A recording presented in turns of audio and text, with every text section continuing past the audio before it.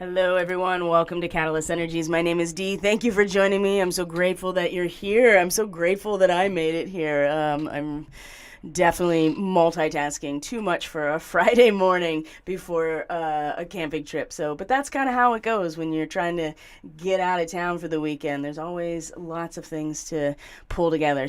Hello, welcome back, everyone. Thank you for being here. This is the Catalyst Astrology Report. We're going to be looking at the main astrological themes for the week of Friday, June 24th, which is today, up to next Friday, which is actually July 1st. So we're going to look up to the 30th of June. We also have a new moon in Cancer during this time. It's actually going to be on Tuesday, the 28th, very late in the evening here on the east coast of the U.S., about almost 11 p.m. Eastern Standard Time. So we're going to talk about that and the other big players this week. Wow. How is everyone? Jeez, I almost feel like I'm in recovery mode from the solstice, and I'm really curious to know how people are doing.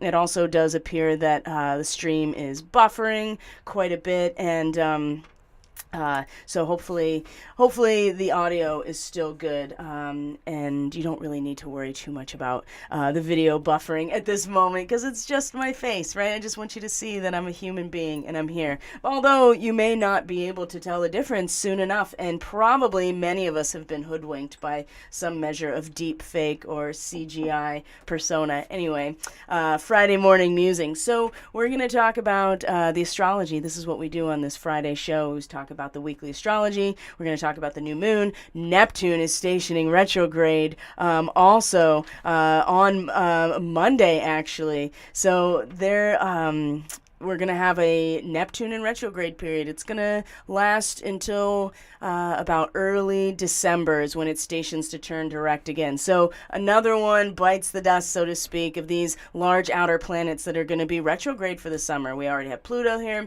We already have Saturn here. Neptune is next. We will have Chiron, Uranus, and even Jupiter during this summer into the fall, all going to be retrograde and then also coming out of their retrograde. So in the personal readings I've been doing, I have been drawing attention to these larger cycles that are seemingly slowing down. They are moving in the opposite direction, maybe internalizing. You might be finding yourself contracting in some ways, and to just realize that with Neptune stationing direct, oftentimes, at least in my experience, is that yes, the fog definitely clears a lot more, but you don't have the luxury of being within the fog or the mist. You have to kind of see things clearly when Neptune is in retrograde, and so you take it as an opportunity to direct that transcendental or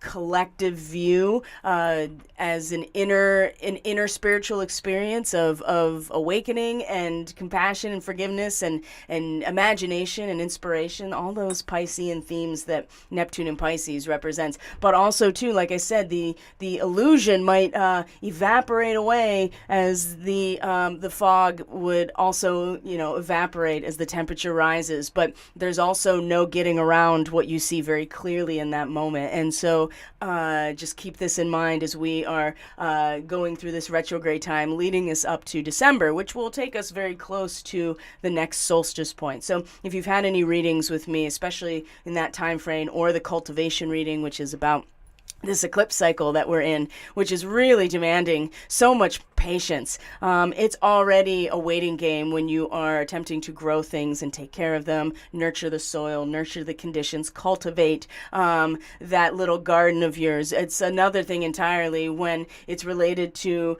a cycle that is being elongated and certainly shadowed and distorted by the nodes of the moon, right? This is what leads to an eclipse. So if you had readings during that time period, you know that it's going to be wild, and the September time of the equinox is also going to be another defining moment, as it usually is, as we change the season. But Neptune stationing retrograde this week. So I want to make sure that the stream is doing well. Alex K says, I couldn't sleep much, business folded, so I'm kind of in limbo. Oh no, really? Like it totally folded? Wow. That is really a bummer. And you're about to go on a trip too. It's probably good that you are actually going on a trip. It's going to give you some space and some time to really sink into what your other options could be. Maybe you should take over the business. I don't know.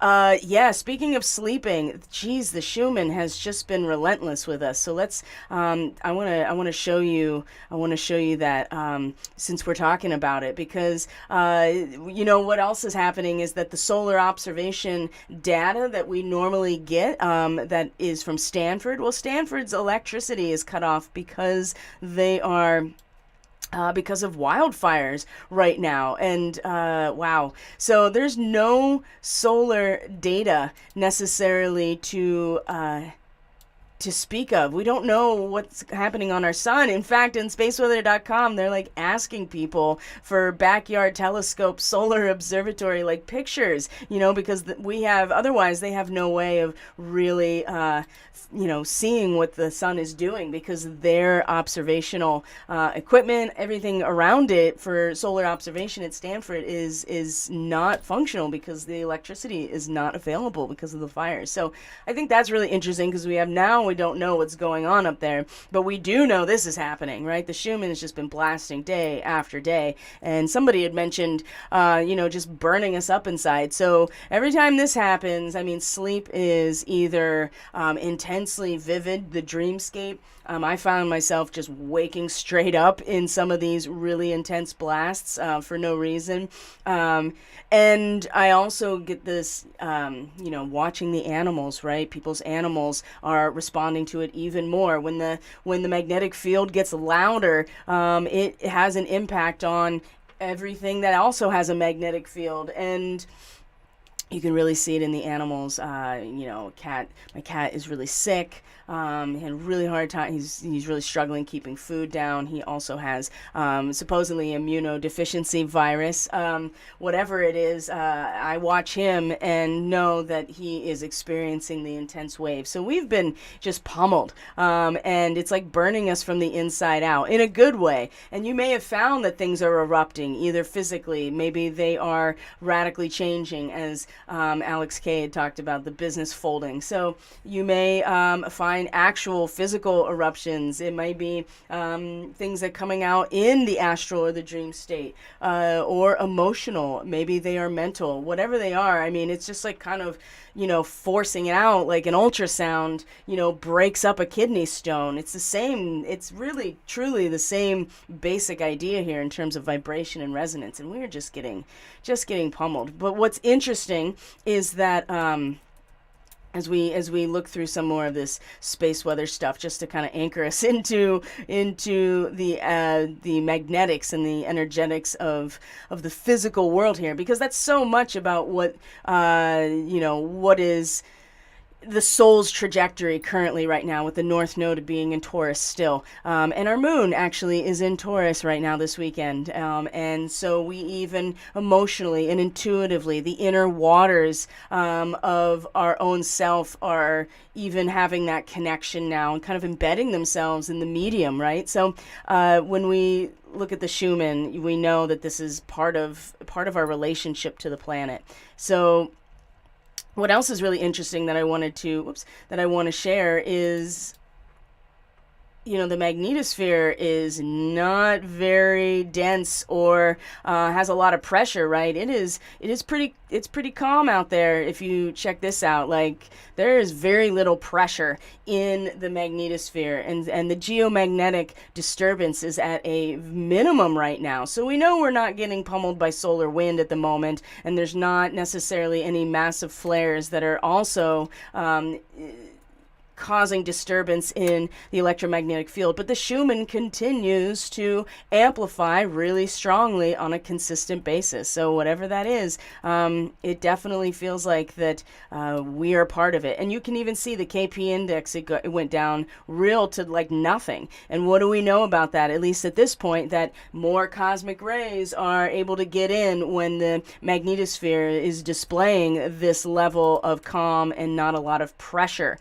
right? That means there's less particles within the field itself. There's less density of protons here. And so that also means, like I said, cosmic rays, and cosmic rays have an impact on us. It has an impact on us. It has an influence on us, and so does the magnetic life of everything else around us. And so, but I just think it's very interesting that there's no data coming from the solar, observatory because of wildfires. So we have no idea what's actually happening, and the Schumann keeps like amplifying, getting really loud, but there's not a lot of density or pressure in the magnetosphere itself. So there are strange circumstances. It has felt, I'm going to be honest, really weird since the solstice. I definitely had a strong solstice. I had a strong solstice experience that was not what I anticipated, and in fact, I don't really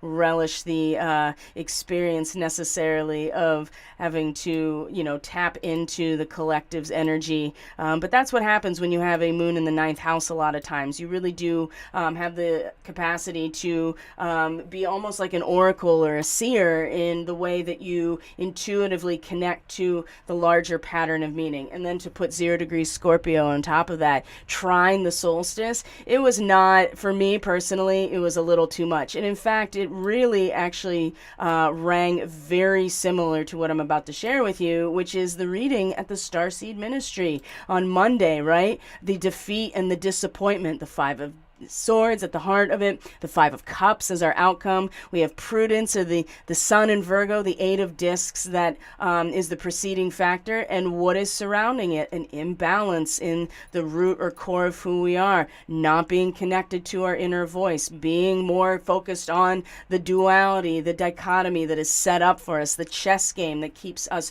pitted against something else, which has its value to a certain point, just like Gemini has its value up until you get to what? 0 degrees Cancer, where you got to set some roots. You have to make decisions. You commit to something. Or if you're born into a family with a strong tradition already in place, or a set of values that are already there, you identify with them. So Cancer in the fourth house is cardinal water. There is feeling behind these relationships, and not the more of the masculinized. Well, in the case of Mercury and Gemini, you really are talking about non-binary, or androgynous, I guess you could say, in terms of the poles here. And then you move into, nope, this is where the root system is established, and it's been out of balance still. And in fact, I feel like that this situation that people are truly experiencing them in their own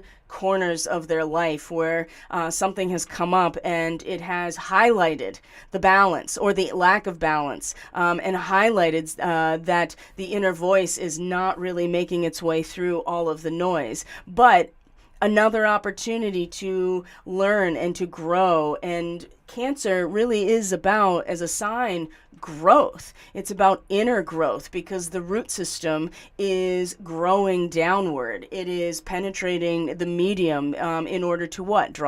Eventually draw moisture. That's the primary focus of the Cancerian archetype, and certainly the Cancer part of year, at least in the northern hemisphere, is at these solstice points. You're reaching the peak, and you're preparing to for what the eventual other side is. And the root system, Cancer Capricorn, it's really important. In fact, that is the axis of our power in the astrology, and this is what this is too. So the imbalance is going to continue throughout the weekend. Luckily, we do have the moon in Taurus, which will really draw us into just being comfortable and to nestle ourselves in what has value and meaning emotionally and physically to us, and while kind of the sun is still in those first couple degrees of Cancer. So I just wanted to draw back to where we started here this week in terms of the intuitive message, and also that, wow, I really felt this disappointment and this grief. Not for me personally, but some things I think they were a reflection of, but it was much more of the collective. And I don't relish that, but I'm at least grateful that I know what my inner voice and what my internal intuitive landscape feels like. And also knowing the difference between yourself and what you are picking up on, because this is going to start becoming coming online for more people without them knowing. And so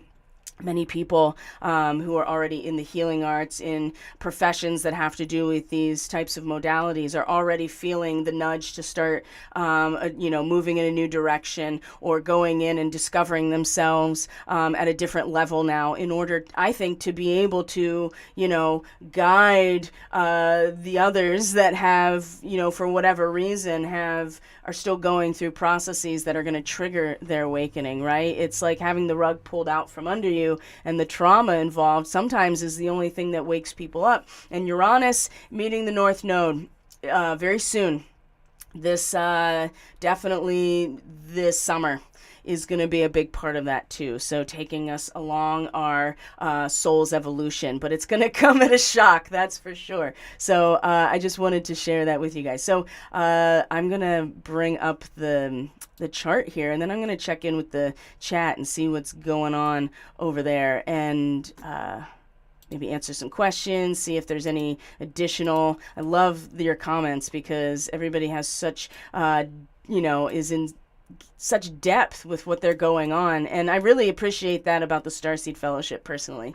Is just the opportunity to really check in with each other and be like, oh, that's how you're experiencing. Oh, I'm experiencing that too.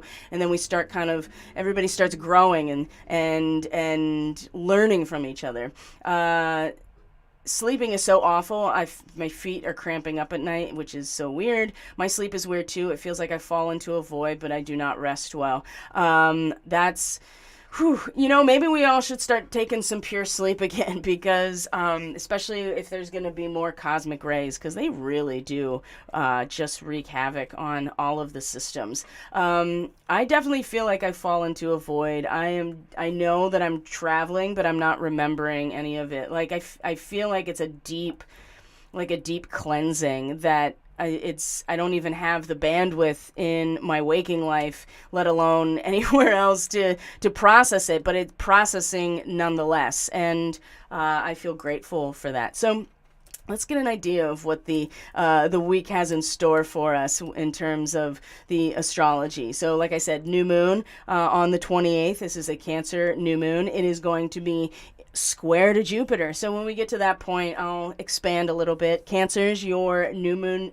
report is going to be up early next week. So I'm taking a half day today to do, to do the family thing and go get on the road and get camping. So, but Monday, after the Starseed Ministry, there will be the Cancer new moon report that's going to be up on YouTube. So, and all of the platforms, actually, not just YouTube, BitChute, Odyssey, and Rumble, and get an idea of what to expect. Ooh, I've had a lot of Cancer rising people in the last week or so that have booked personal one-on-one readings and sessions, and they are consistently Cancers or Cancer rising people. And also there seems to be some really strong overlaps in other areas as well. And I love when that happens, because it really just is one of those examples when you know that you are just in the flow of the unfoldment rather than forcing anything or trying to make anything happen. And that happens a lot. I get batches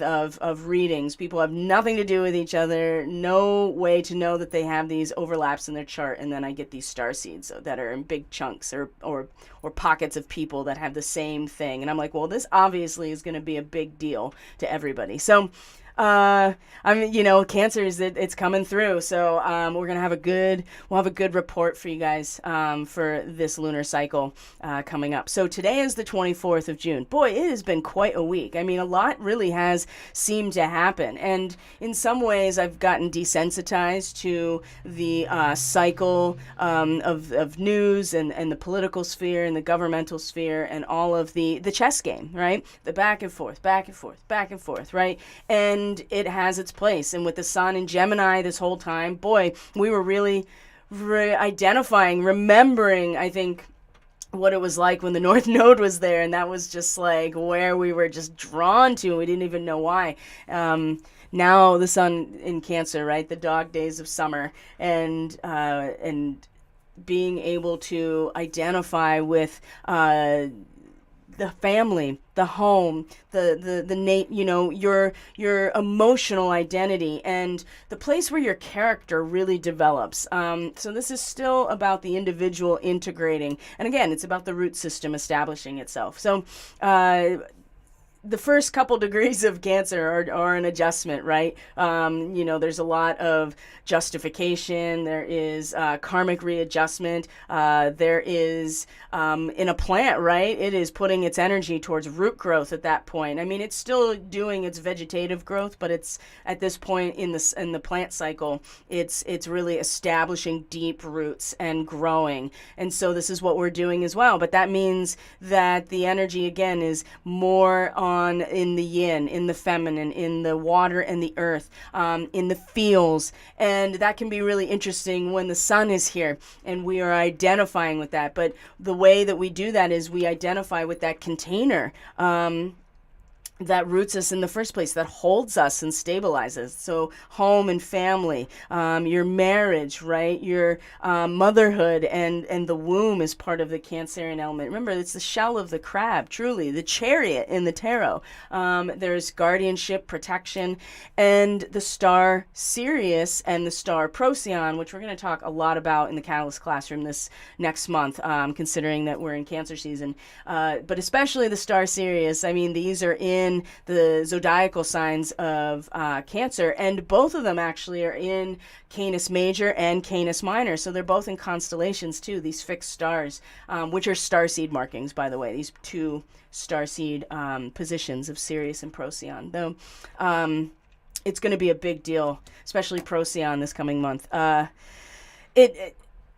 It's about there's guardianship, right? There's a sense of it's the Syrian starseed is got the resonance of the shaman or the sorcerer in a lot of ways. But I like the shamanic element because it implies that there is a guardianship. There is a deep capacity to tap into the resonance of life itself and into the infinite void. And this is what allows the shaman, for instance, to be able to access the non-physical because they utilize their techniques to change their own vibration. But part of why they are so being able to fulfill this role is because of their guardianship nature. So Syrian starseeds, for instance, are going to be people that tend to really speak to the plants and animals and listen, right, to understand and communicate with them and the elements and the land.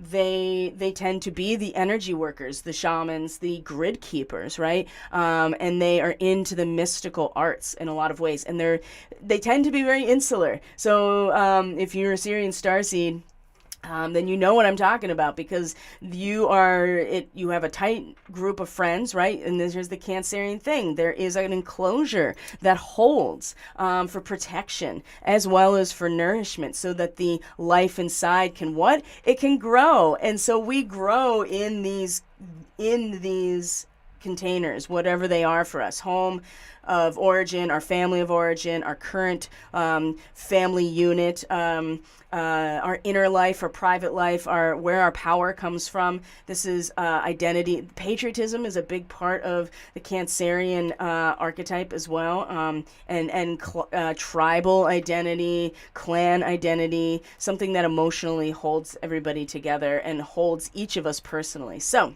now that I've gotten my solstice / Newman and Cancer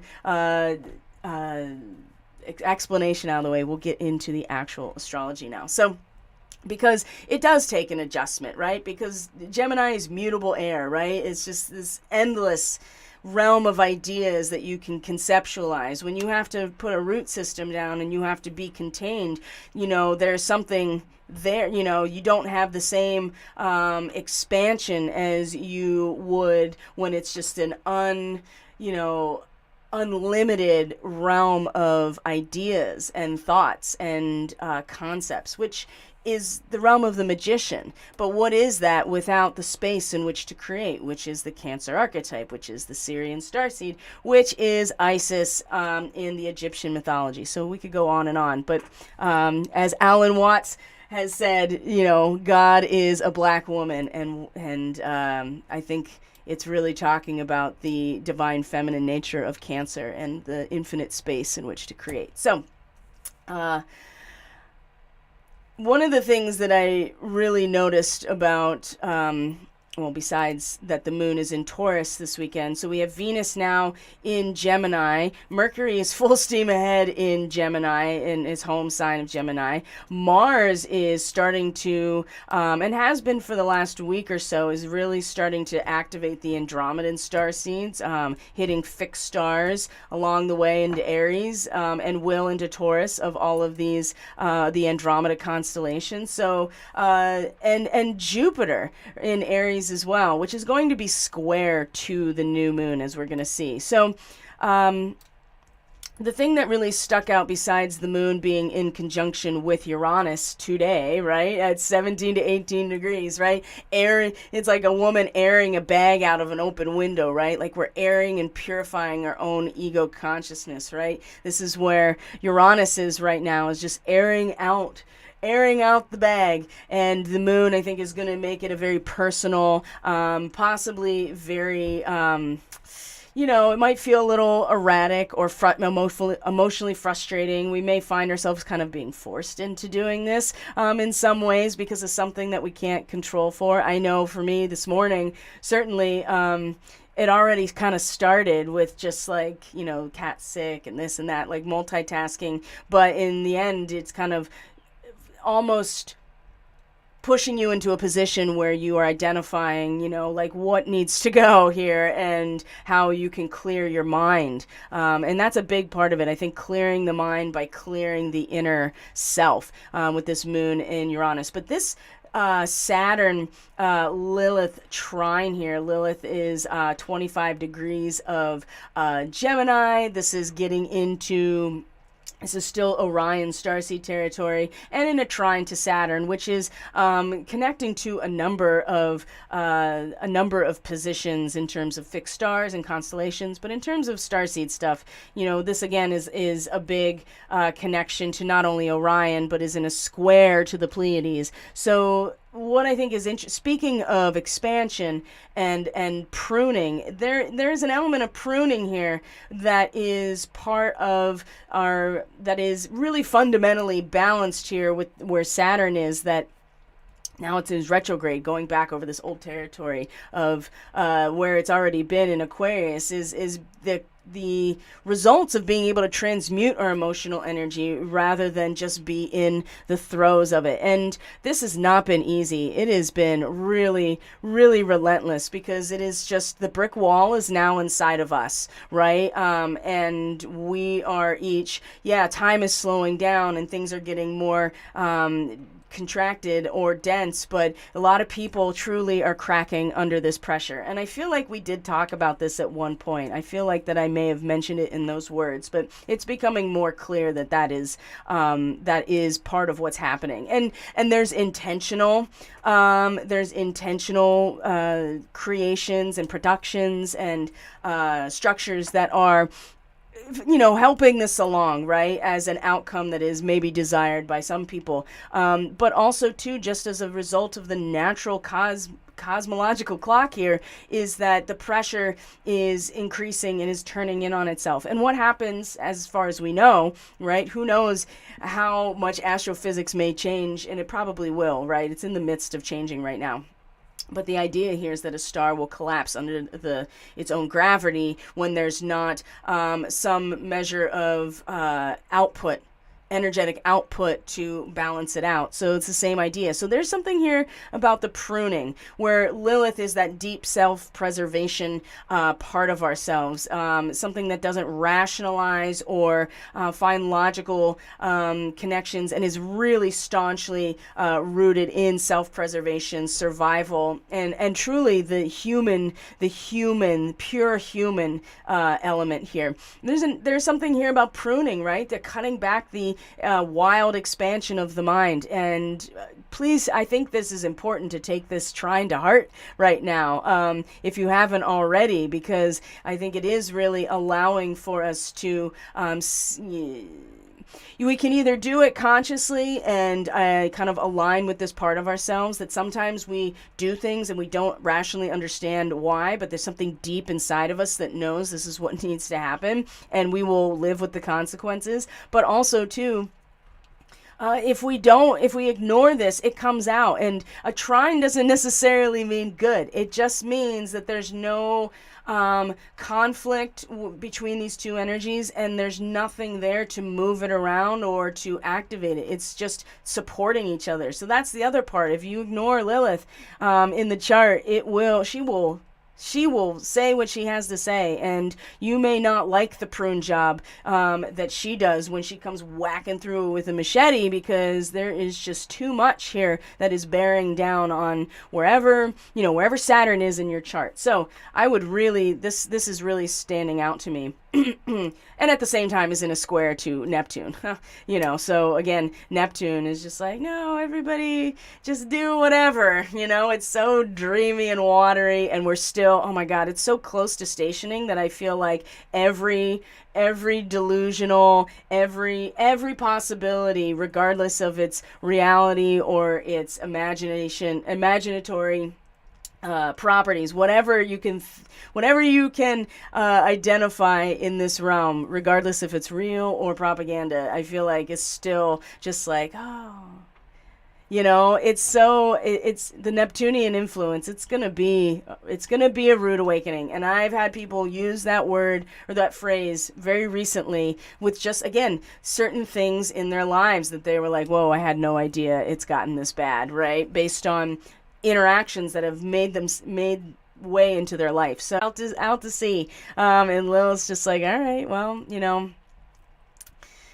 let's just see what happens when I come through with the machete. So that's today. That is Friday, and the moon, like I said, is going to meet Uranus as well. So talk about a Uranian, shocking, very Aquarian-oriented energy, but in the physical world, right? We may find ourselves having to do this pruning in a way that's a little bit more shocking and frustrating. So best to just, be ahead of the curve, my friends. This is what astrology is really for, is to have an idea of what the overall, fourth dimensional map looks like, and be in alignment with it as much as we can, based on where we're going and want to go. So we come into Saturday, the moon is still in Taurus, it's going to meet the North Node, and then come into another aspect with both Saturn and Neptune. Everybody's hanging out with Saturn and Neptune in this whole process. So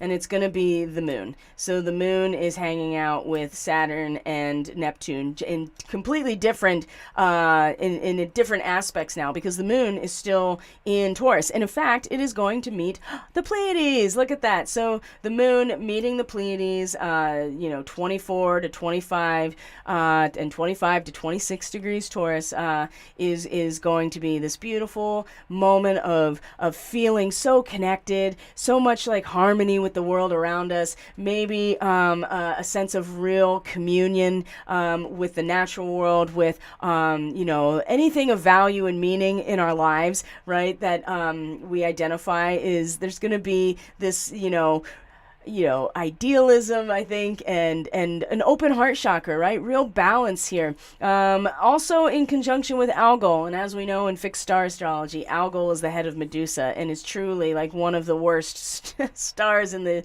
zodiac. And so when you think about it as an adjustment in that late Taurus area, much like the Seven Sisters had to be relegated back to the heavens because they were not able to really make it here without being pursued, without, Orion, that's kind of the idea, is Orion was pursuing them and they needed to be saved. Also, too, and now if you think about that from a starseed perspective, it puts some things into perspective in terms of these mythological stories and how there may be some more historical aspects. And I'm not suggesting it has to be distinctly ETs or different dimensional versions of the human experience that is represented by these starseed origins, but consider that the Algol, instead of there's a lot of grief involved with Algol. There is a lot of bereavement. There is a sense of real tragedy that comes from that. And perhaps there is a tragedy that the Seven Sisters cross-culturally all over the planet in their stories weren't able to stay here and had to be sent back into the heavens. So there's an adjustment aspect that is part of Taurus in general in terms of a natural cycle, but when you start thinking about it in more of an archetypal and esoteric context, and then the starseed thing, that there's something that needed to be adjusted, right? There's only so far that those beings or that essence was able to stay. Same thing with the Medusa, right? Like, in order for a larger process to be, or in order for Perseus basically to defeat the Kraken, he needed Medusa's head, and she eventually was released from her own burden of being Medusa, and that was able to address a much larger social issue. So, I mean, we could just go on about this forever. And this is the type of stuff that the Catalyst Classroom is for, is to get into the weeds about all of these things and really put these pieces together. But, so the moon is going to be in a square on Saturday to Saturn as well. This whole story coming back around, right? I mean, this is Orion in a trine to Orion. This is in a square to the Pleiades. So, and there's another fixed star that is related to this degree of Aquarius that's in Cygnus. That it's pretty close to. So, but for the sake of simplicity here, we're going to keep on with the Pleiadian and Orion story. And if you are familiar with their interaction, I would say that their biggest issue was probably the Lemurian Atlantis story here and what came about as a result of their interaction here. So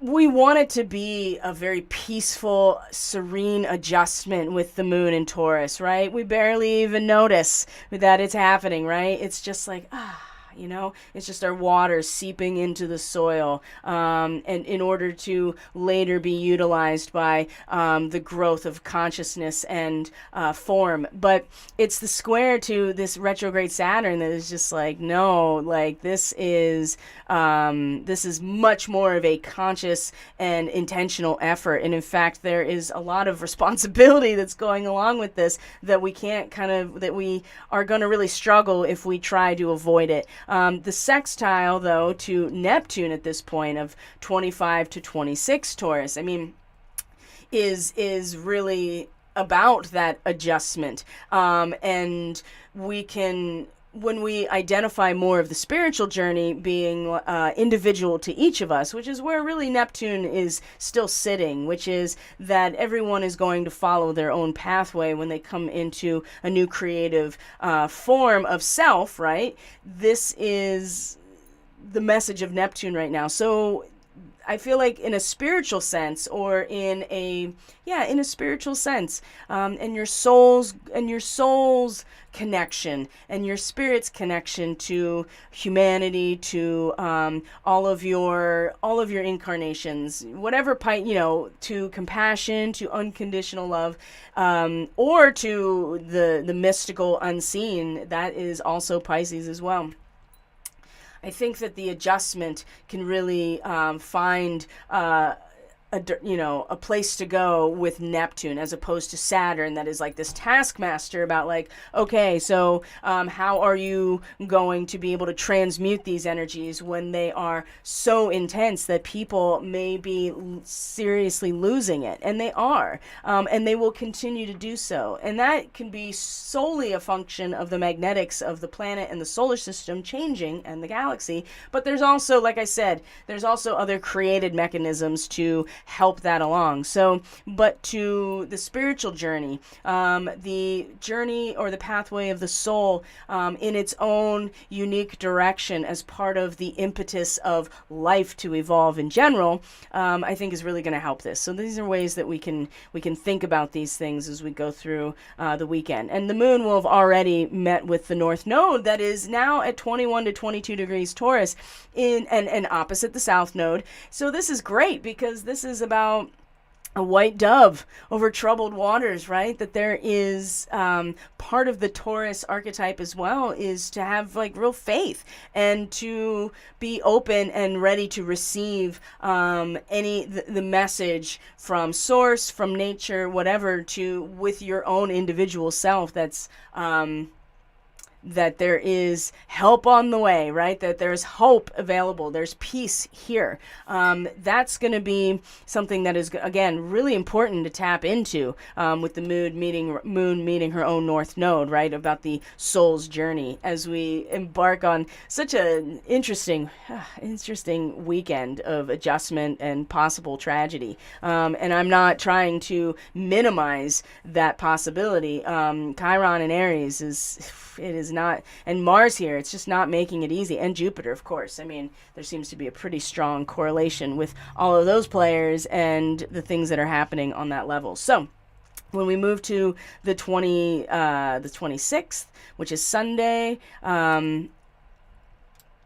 the moon will have moved into Gemini, right? So we're now really in the balsamic phase, even over the weekend. That is the last 45 degrees of the moon's transit before coming into exact new moon. So which is 7 to 8 degrees Cancer. So we're at this point well into the balsamic phase, right? This is the distilled essence of the lunar energy from the beginning, right? It's coming back. It's almost a return to this point, and it's very close to where our new moon was in conjunction with Aldebaran, which is also, about making. There's commitment that's involved in the Gemini archetype as well. And in this degree is really the commitment of taking the nosedive and just going for it, right? Whatever it is. And not really overthinking it, but actually committing to reaching the other side of the coin, whatever it is, or to reach your goal, or to be successful in some endeavor, right? To win the game, so to speak. And that lunar cycle is now basically wrapping up. We had a full moon in Sagittarius, which was really very powerful, and was the first full moon that wasn't eclipsed in Sag for 2 years. And so really showing us within ourselves, if this dialectic has been worth it, and if the nosedive is going to take us where we want to go. So we're kind of coming to the end of that cycle. And if we've established that, this is what I intended, at least at a higher level. Maybe it's not exactly the way you wanted it or what you anticipated, but you are aware and you're conscious and you're intentional about it, then it's the next new moon in Cancer that is actually going to be a time to set intention about not only acknowledging who you are looking up to, but to start imitating that in some way, right? We all grow by finding that we want to grow into and imitating their actions, and imitating how they move through the world as well. And so we're going to talk about this, right? Because Jupiter is certainly in Aries going to be like, no, I'm good. I can do it all myself. I'm just going to stay open to source, and my spirit will be moved, and I'll just expand as a result of that. Whereas this new moon in Cancer is pretty clear of like, our growth does require, loyalty to something that we want to emulate, right? And Jupiter is going to be in a square to that, right? That it's all me doing it, right? And I don't actually have to put anything into action or form. Very interesting. So Sunday, the 26th, which is what we're looking at here in this chart. The moon will have already moved into Gemini and balsamic, so it's not a great time to make a lot of really, new decisions or act on brand new things when the moon is balsamic, right? We really just want to get still within ourselves and let that, essential oil of our lunar energy to really find itself. This is like distilling it down to the very essence of it. And at the same time, Venus is now, like I said, now in Gemini. Mercury is in Gemini.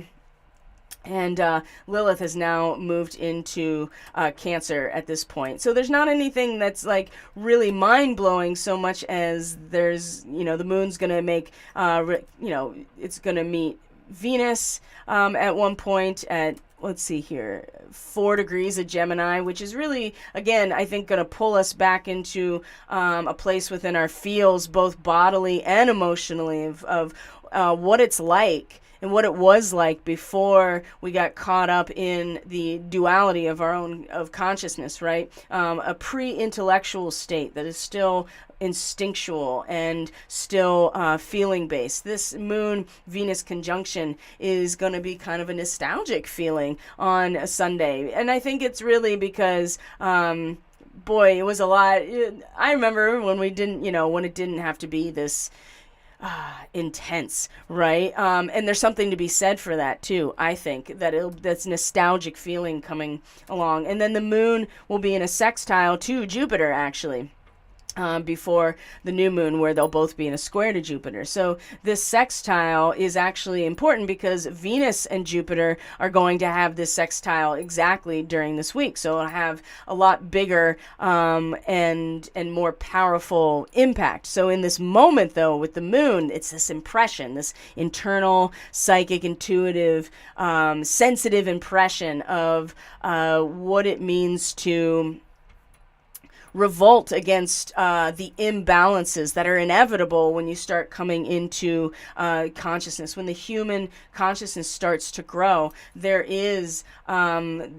will be this consistent back and forth in order to achieve some level of balance. And maybe it has to come at the, from a strong, not only discovery of the imbalance, but an impassioned kind of motivation to do something. It's like it's like a labor strike, surrounding the factory. It's like enough, the privilege has gotten so out of control. And so this part of Gemini is showing that for all of the stability of the dialectic in a lot of ways, there is the descent into chaos in order to reestablish balance. And I think this is going to be very important for where Jupiter in Aries really is, because it establishes that, yes, our sense of meaning and overall big picture and our ability to expand ourselves and to really kind of establish this bold and enterprising position with Jupiter in Aries. Yes, there is the influence of spiritual energies. There's kind of this protection in early Aries, and being able to receive, but not receive too much. It's still young in its expression, right? This Aries energy. And so this ability to it almost exists again, it's starting to be like existing in two places at once, but also in the process of going through the transition from one pole to another in our own mind. And with the moon in Gemini in particular, the feeling of this reestablished balance and what it's going to take is it's going to seem really like, oh, there's only one way to go. And Jupiter, while representing the big picture of the subjective experience of Aries and the spark of life of Aries, is, yes, it's going to be square to the new moon, but in this moment, it appears, what it feels like is that the moon and Venus, when it happens later in the week, what it feels like to me is that this is where the influence of spiritual energies, the sense of having more of a translucent field of understanding that can be influenced, but also not overly influenced, but leaving yourself open again to receive is going to... It's going to, I think, how do I say this? it's going to almost encourage us to see where the imbalance is, right? And we'll feel it at first. And then with Venus involved in Gemini, it'll be so much more like physically palpable. It'll be something that is embodied, something that is like, yeah, this really isn't fair, right? This is really out of balance, right? We need to do something to balance this out. So it'll be within our emotions, and then in our sense fields, in the world of senses, the world of beauty and harmony, relationships, and value and meaning, right? This is what Venus represents. So when Venus and Jupiter in that sextile, again, it's going to be, the overall representation that we can hold, right? Like really identifying with the full pattern of meaning or the big picture, and allowing that to be an investment, or in some ways kind of activate this more personal and embodied experience. Wow, that's really loud. That just totally threw me off. I'm so sorry. Oh my God, the motorcycles, I can't stand it. So, and it's really, really loud. It's so, it like gets into my bones. It's so loud when they come around the bend to my house. So, and I'm in like a booth, right? It's supposed to be like more soundproof, and it's just like it just penetrates in there. Oh, that's a very interesting, that's an interesting way to think about this, actually.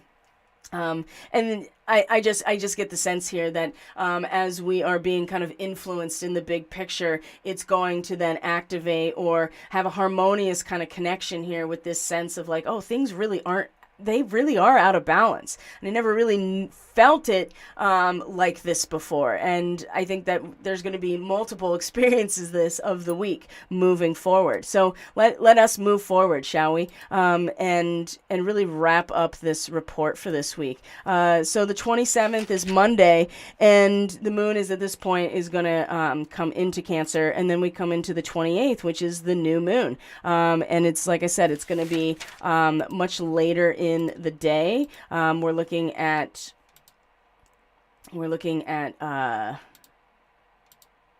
almost 11 p.m. Eastern time. So I'll bring it all the way up to that point so that we can see it.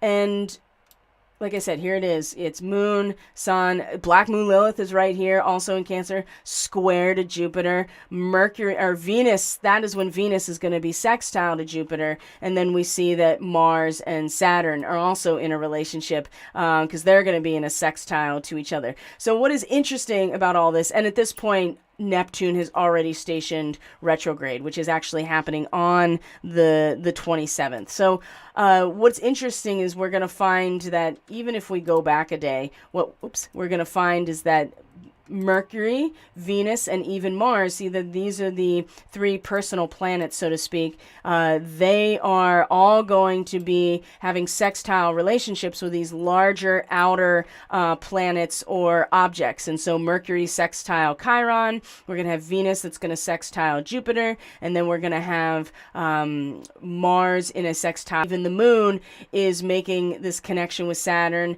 Mars, and then the moon in late Gemini. So these are all, let's see here, starseed markings in particular, especially the moon in Gemini and Saturn in Aquarius, this Orion story as well. So they're all going to be in a relationship too. And, Mars and Saturn, again, this is about the possibility of being in two places at once. There's so much of this in the astrology and in the current astrology that and in the readings, right? I mean, it's the same message over and over, which is finding the way to transmute the polarity within yourself in order to create something new that then is going to impact what is happening and manifesting around us and as part of us, right? The more that we master this energy within ourselves, the more that it is going to be part of the overall picture.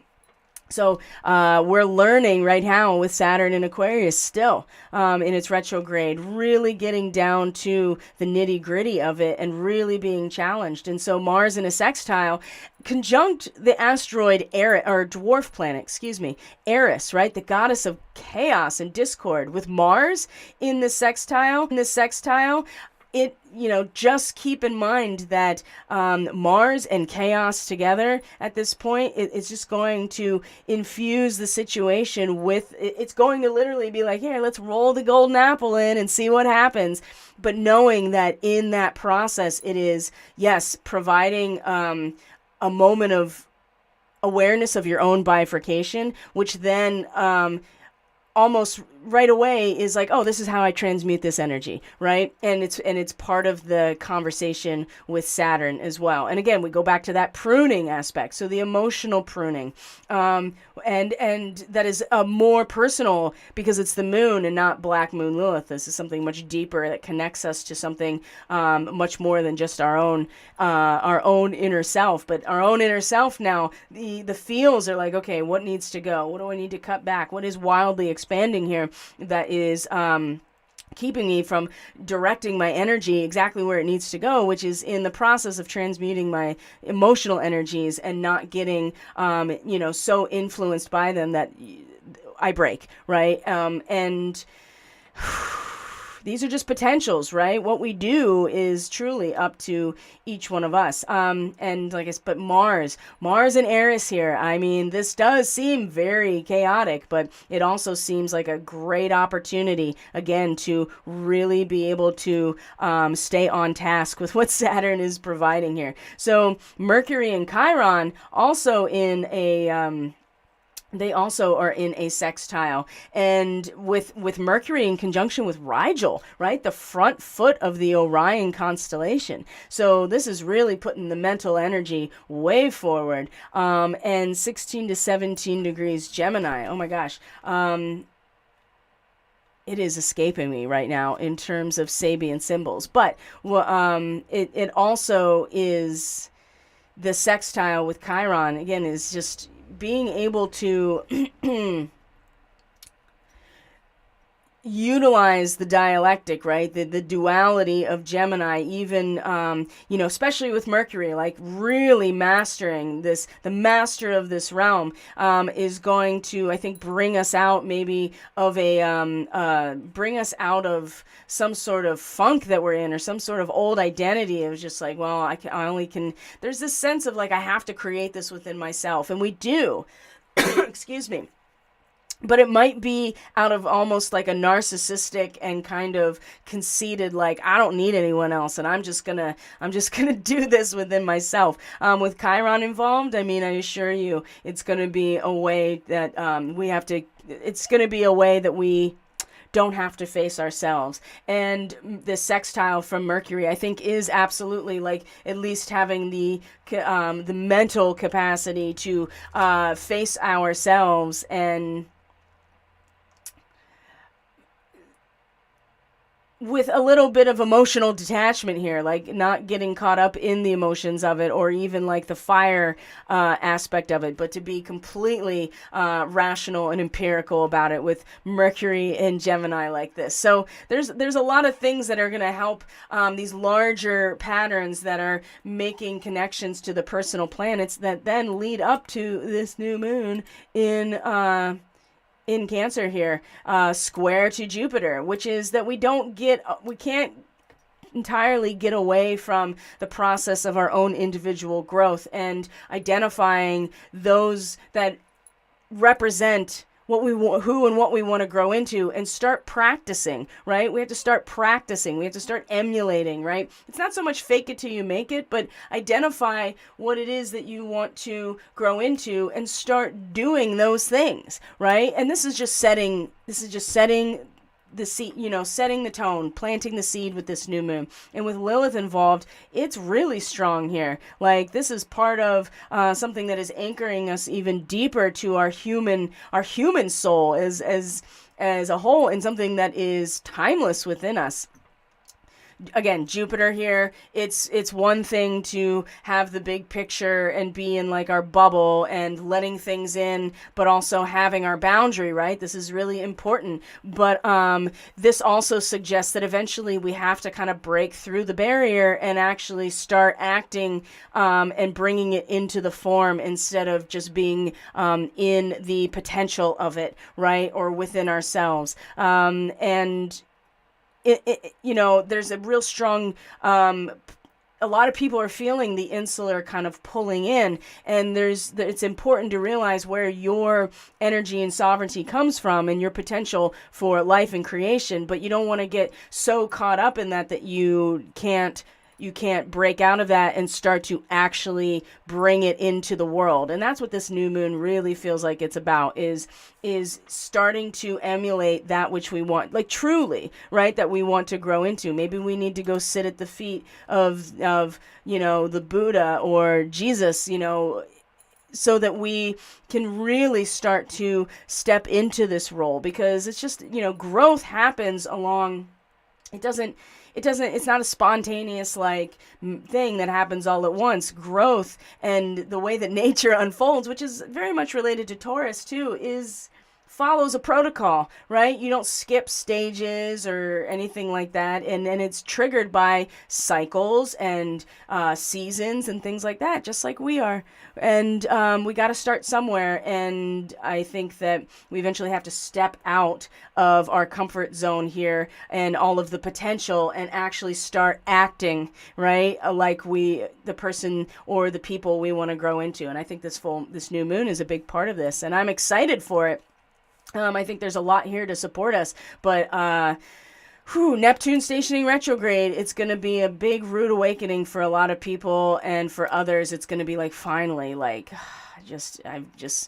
and others will be like, oh, I got so good at navigating in the fog that I get to just enjoy the scenery now. This is great. So there's going to be a lot of different ways that this unfolds, but it's not going to be boring, my friends. So I'm going to leave it there for today. You guys have a great weekend. Thank you so much for being here. I truly, truly appreciate each and every one of you so much. Just to remind you, in case you're interested, I am still offering a sale for Starseed readings. These are usually $88 for the 60-minute recording.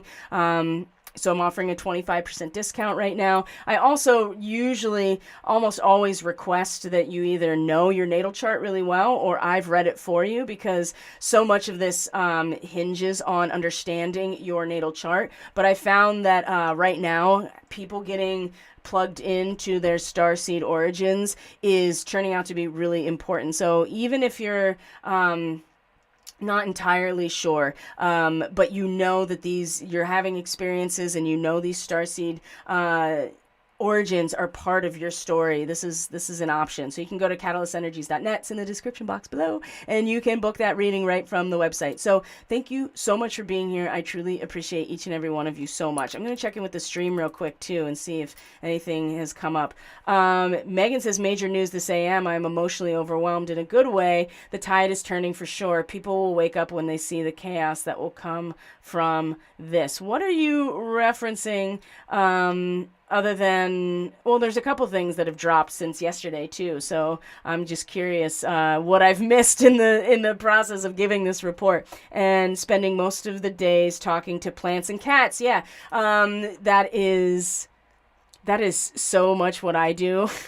A lot of my Syrian starseed and shamanic capacity came online really strong when I actually walked away from working one-on-one with people for a while and started working primarily with animals and plants. And I was like, oh, I actually am talking to them.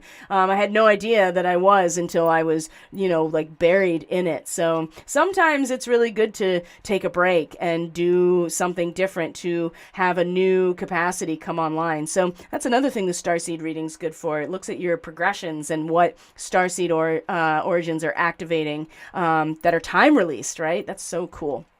Anyway, guys, thank you so much for being here. Really, have a great weekend. Enjoy the moon in Taurus, right? As much as you can. We will be together on Monday for the Starseed ministry. Each other as the best you can. I love you. Thank you for being here. I appreciate each and every one of you. If you are part of the Starseed Fellowship and the Catalyst Classroom, if you're a subscriber on Subscribestar and you haven't been over there yet, I have a poll going in order to, make some logistical changes. So if you haven't checked that out yet, I'd really appreciate it if you went over and did so. I love you guys. Thanks for being here. Talk to you Monday. Bye.